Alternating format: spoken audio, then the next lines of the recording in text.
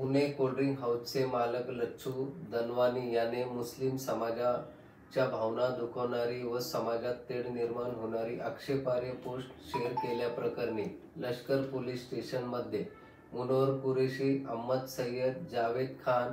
इलियास शेख, असलम सय्यद, मंसूर शेख, पत्रकार मुजम्मिल शेख व आदींनी प्रयत्न करून भादवी कलम 153A,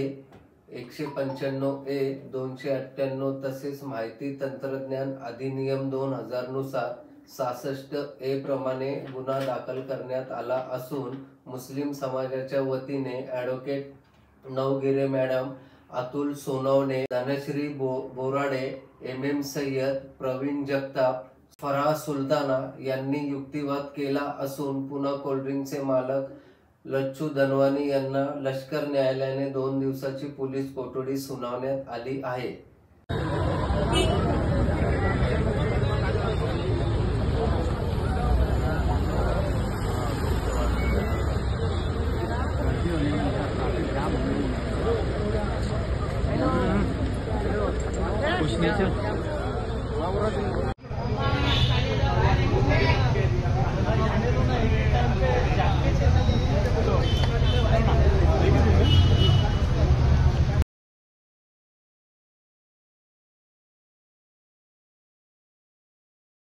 अशाच घडामोडी पाहण्यासाठी चॅनलला लाईक व सबस्क्राइब करा।